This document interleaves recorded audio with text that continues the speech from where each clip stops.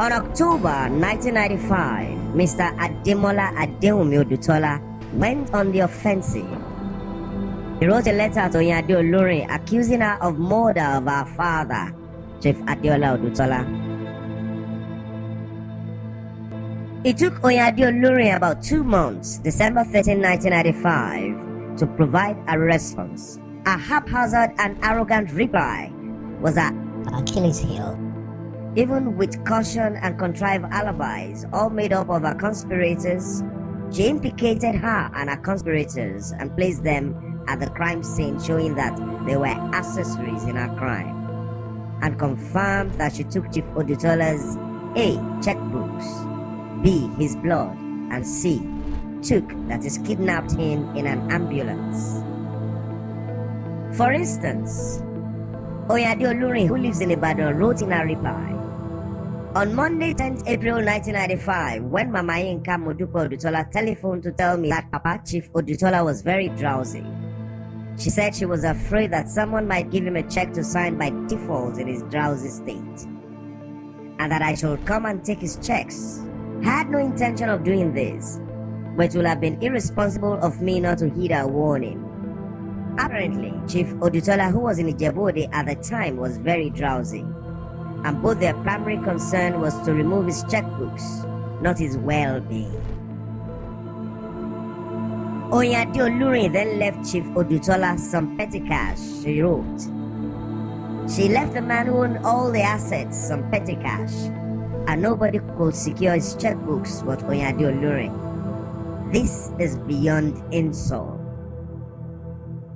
This was actually the day Oyinade Olurin and her party raided his fire safes. Modupe Odutola Mama Yinka had cunningly excused herself from Ijebu a day prior. The details are available in part 2 of this expose. What's more, Oyinade Olurin's hubris made her discount the testimony of Mrs. Adeola Odutola Mama Bisoye, Chief Odutola's wife of 40 years, who had 8 children for him and had made his breakfast and taken care of him on the morning of April 13, 1995. Mama Bisoye also asserted that Chief Odutola was in good health before he was kidnapped, and that she had returned back to her apartment about 30 meters from Chief Odutola's personal residence when Oyinade and 2 others came to kidnap him. Whose testimony is more compelling? Mrs. Adeola Odutola Mama Bisoye, Chief Odutola's wife of 40 years, who 1. had 8 children for Chief Odutola, 5 sons and 3 daughters, the largest block of children in his family, and all legitimate. 2. Odutola family and extended family members knew to be very loyal to Chief Odutola. 3. Lived with and cared for Chief Adeola Odutola before and after he suffered stroke in 1981, preparing his meals and seeing to his needs. 4. Claimed she provided tender loving care, TLC, to a lucid, frail but healthy 92-year-old Chief Odutola, and prepared and served him breakfast on Thursday, April 13, 1995. 5. Was at home in her apartment and didn't see the corpse of Chief Odutola on the inauspicious day, Thursday, April 13, 1995. Oyinade Olurin alleged he was found dead in his room. Then he took his corpse to the University of Ibadan, Department of Anatomy. Or of Oyinade Olurin, who, 1. when mortified, euthanized, that is, performed assisted suicide to her mother, Grace Adeola Odutola, on May 27, 1977, when she was on the throes of witchcraft confessions on admission at University College Hospital, UCH, Ibadan. 2. Was exposed in 1981 by Olufunmilayo Odutola for practicing Chief Odutola's signature. 3. Had always recommended contraindicated medical interventions to Chief Adeola Odutola. 4. Was in a party of 6 that at Chief Odutola's objection plundered his safe on April 10, 1995, carting away with gold jewelries and coins and real estate documents. 5. Drove to Ijebu from Ibadan. Claimed she also found Chief Odutola dead at his primary residence. Requested for an ambulance but didn't notify his wife Mama Bisoye, who was at home in her apartment, some meters from Chief Odutola's personal residence, or his younger brother, Alhaji Jimo Odutola, who lived across from him to give him an opportunity to see the corpse of his only brother. 6.